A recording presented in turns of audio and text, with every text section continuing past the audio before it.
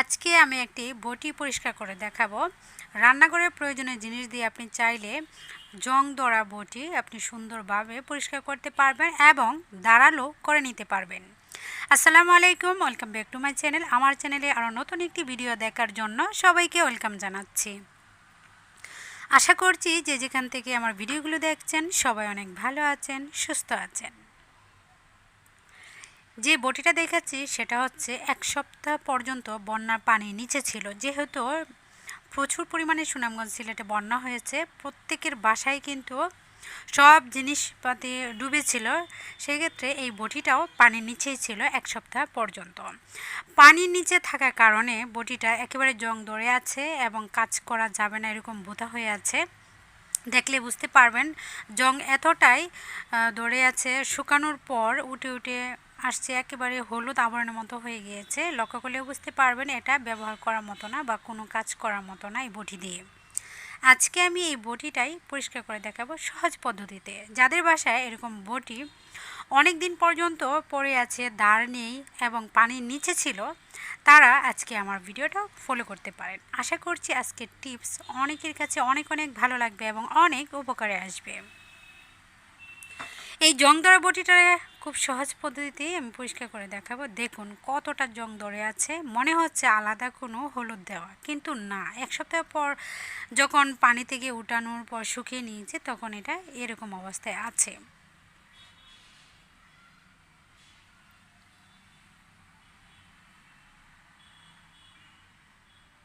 অনেক সময় বটি দাঁড় দেওয়ার জন্য বা এরকম জং ধরা বটিটা অনেকে আছে ভেঙে বানানোর চেষ্টা করবেন। তো আজকের টিপসটা ফলো করলে আপনি নিজেই ঘরে বসে পরিষ্কারও করতে পারবেন এবং ধারালো করে নিতে পারবেন। আজকাল মেশিনের সাহায্যে বাসায় বাসায় বা বাড়ি বাড়ি গিয়েও কিন্তু লোকেরা দাঁড় করে দেয়, খেয়েছি বটি স্নান করে দেয়। তো আপনারা চাইলে কোনো লোকের সাহায্য ছাড়াও নিজের কাজে নিজেই করে নিতে পারবেন। যেমন আমি আমার বটিটা ঘরে বসে পরিষ্কার করে নিয়েছি।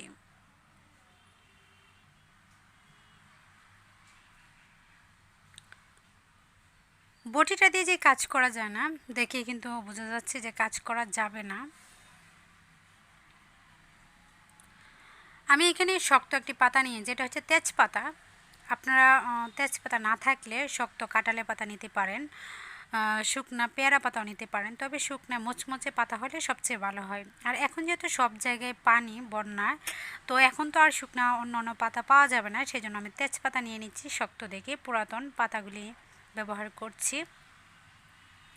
আরও দুটি উপকরণ আমার এখানে প্রয়োজন, আর নিচ্ছে হচ্ছে লবণ। আপনি যে কোনো লবণ নিলে হবে, গরু যে খায় লবণ সেই লবণটা দিয়েও আপনি করে নিতে পারবেন, তবে গরু লবণ দিয়ে সবচেয়ে মনে হয় ভালো, দাঁড়ালেও করা যাবে, পরিষ্কার করে নেওয়া যাবে।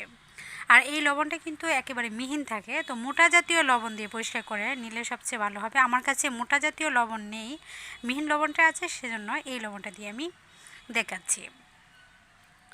আপনাদের হাতের কাছে যদি তেজপাতা না থাকে সেক্ষেত্রে ঔষধের যে খোল পাওয়া যায় বা খোল থাকে, আমরা তো সবাই ট্যাবলেট খেয়ে থাকি, ট্যাবলেট খাওয়ার পর যে খোলটা থাকে সেটা দিয়েও আপনি শক্ত আবরণটা দিয়েও পরিষ্কার করে নিতে পারবেন।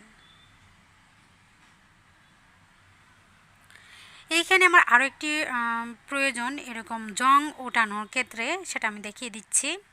এইভাবে সারাদিন ঘষলেও জংটা উঠতে চাইবে না, শুধু একটু সামান্য উপরে আবরণগুলি সরে যাবে, কিন্তু পরিষ্কার কিন্তু হবে না। পরিষ্কারের জন্য এখানে ফেলে দেওয়া আমি চা পাতি নিয়েছি। আমরা চা রান্না করার পর অবশিষ্ট যেটা ছিল এটা কিন্তু খাওয়ার উপযুক্ত না, এটা দিয়ে আজকে আমি চায়ের লিকার আর চা পাতি দিয়ে ভালোভাবে লবণ আর তেজপাতা দিয়ে ঘষে নিচ্ছি। এইভাবে ঘষে অবশ্যই 5 থেকে 10 মিনিট রেখে দিবেন, তাহলে নরম হয়ে থাকবে জং ধরাটা এবং খুব সুন্দরভাবে তারপর পরিষ্কার করে নিতে পারবেন। আজকে যে টিপসটি আমি শেয়ার করছি, এই টিপসটি অবলম্বন করলে কোনো দিনও বাজারে গিয়ে বা কোনো লোকের সাহায্যে স্নান করতে হবে না, আর আপনি নিজের কাজ নিজে করে নিতে পারবেন। আজকে যে প্রসেস আমি দেখাচ্ছি, কিছুদিন পর পর পারবেন এভাবে দাঁড়ালো করতে এবং পরিষ্কার করতে। আশা করছি শুরু থেকে শেষ পর্যন্ত ভিডিওটা দেখবেন, তাহলে বুঝতে পারবেন এই জং ধরা পুরাতন বটিটা কিভাবে পরিষ্কার করে নিয়েছি। একটি পাশ ভালোভাবে ঘষে নিয়েছি, এখন আরেকটি পাশ উল্টিয়ে লাগিয়ে নিচ্ছি, লাগিয়ে অবশ্যই 10 মিনিটের জন্য এটাকে আমি রেখে দিব। 10 মিনিট পর তারপর আমি মেজে আপনাদেরকে দেখাচ্ছি। এই বন্যার মধ্যে যাদের বাসার বটি, ছুরি, তারপর দা এরকম অবস্থায় আছে তারা অবশ্যই আমার টিপসটি ফলো করবেন, তাহলে খুব সহজে পরিষ্কার করে নিতে পারবেন বটি, দা, ছুরি, খেঁচি। যাদের বটি, দা আমার মতো হয়েছে তারা অবশ্যই টিপসটি অবলম্বন করে পরিষ্কার করে দেখবেন কতটা চকচকে ঝকঝকে হয়, এবং 2 দিন ব্যবহারের ফলে আগের মতো হয়ে যাবে। যেরকম আগে সুন্দর চকচকে ঝকঝকে ছিল ব্যবহার করার মতো, এই বটিটাও কিন্তু 2 দিন ব্যবহার করলেই আগের মতো হয়ে যাবে পরিষ্কারের পর। আর যদি মাঝে মাঝে দাঁড় কমে যায়, আজকে যে টিপসটির মাধ্যমে আমি দেখিয়ে দিচ্ছি এভাবে আমার মতো করে ট্রাই করবেন। কিছুদিন পর পর ট্রাই করলে দেখবেন সবসময়ের জন্য আপনার বডিটা দাঁড়ানো থাকবে, কাজ করেও অনেক মজা পাওয়া যাবে। গৃহিণীরা প্রধান পাকঘরের জন্য কাটাকাটির জন্য দা বিশেষ করে বেশি প্রয়োজন। অনেকে আছে ছুরি দিয়ে কাজ করে, আমি সবসময় বটির সাহায্যে কাজ করে থাকি। আর গ্রাম অঞ্চলে ছুরি দিয়ে কাজ কেউই করে না, মূলত মাঝে মাঝে হয়তো কয়েকজন করে, আর সবাই কিন্তু বটি দা দিয়ে কাটাকাটি করে যে কোনো জিনিস। তো যারা বটি এরকম সবসময় ব্যবহার করেন, দাঁড় থাকে না, তো আজকে টিপসের মাধ্যমে দেখিয়ে দিচ্ছি। আর যাদের বাসায় বন্যার পানি উঠেছিল, এরকম বটি পানির নিচে ছিল 1 সপ্তাহ পর্যন্ত, আমার বটিটার মতো অবশ্যই আমার মতো করে ট্রাই করে দেখবেন। খুব সুন্দর চকচকে ঝকঝকে করে নেওয়া যাবে এবং দাঁড়ালো করে নেওয়া যাবে। আমি এখন মাজনি নিয়েছি, মাজনি তো সবার বাসায় থাকে, আমরা হাঁড়ি পাতিল মেজে থাকি, এটা দিয়ে এখন আমি ঘষে নিচ্ছি।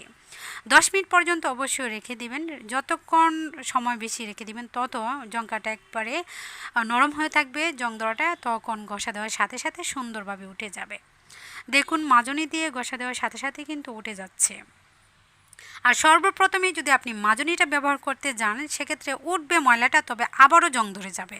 তাই সেই ক্ষেত্রে আপনি লিকার, চাপাতি এবং লবণ দিয়ে প্রথমে ঘষে নিয়ে 10-15 মিনিট রেখে দিবেন, কারণ চায়ের লিকারে কিন্তু এক ধরনের অ্যাসিড জাতীয় থাকে যা জং ধরাটাকে খুব সহজেই দূর করে দিতে পারে এবং সবসময়ের জন্য চকচকে রাখতে পারে। ক্লিন করার ক্ষেত্রে চায়ের লিকার এবং চাপাতি অনেক অনেক ভূমিকা পালন করে থাকে। তো বটিটা এভাবে অবশ্যই পরিষ্কার করে দেখবেন, খুব সুন্দর পরিষ্কার হবে এবং অনেক দিনের জন্য অনেক সুন্দর দেখাবে, দাঁড়ালো থাকবে।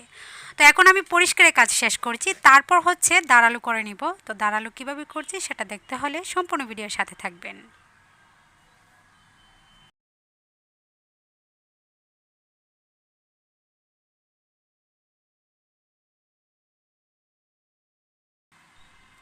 মাজনির সাহায্যে 2 পাশে আমি ঘষে ঘষে পরিষ্কার করে নিয়েছি। দেখুন জংটা কিন্তু পুরোপুরি উঠে গিয়েছে, পানি দিয়ে ধুয়ে আমি দেখিয়ে দিচ্ছি।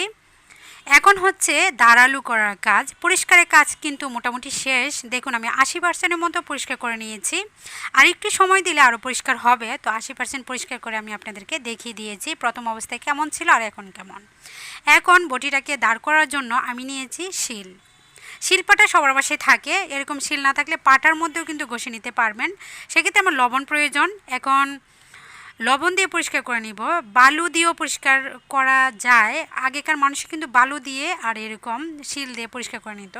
তো বালু যদি হাতের কাছে না থাকে সেক্ষেত্রে সহজলভ্য হিসেবে লবণ দিয়ে পরিষ্কার করে নিতে পারবেন। লবণটা কিন্তু অনেকটা দানা দানা খিচখিচে ভাব থাকে বালুর মতো, তাই দাটা কিন্তু খুব সুন্দরভাবে দাঁড়ালো হয়। তো পা দিয়ে দৌড়ে যদি দাঁড়ালো করা যায় সবচেয়ে তাড়াতাড়ি দাঁড়ালো হয়। দেখুন একটি পাশে আমি ঘষে নিয়েছি আর কতটা সুন্দরভাবে দাঁড়ালো হয়ে যাচ্ছে, আপনার লক্ষ্য করলে বুঝতে পারবেন। শুধু লক্ষ্য করলে হবে না, অবশ্যই বাসায় আপনার বটিটাকে এভাবে দাঁড় করে দেখবেন, খুব সুন্দর দাঁড় হয়। যখনই দাঁড় কমে যাবে অবশ্যই কিছুদিন পর পর ট্রাই করবেন, দেখবেন খুব সুন্দর দাঁড়ালো থাকবে। এক পাশ হয়ে যাওয়ার পর আরেক পাশে আমি দাঁড়ালো করে নিচ্ছি।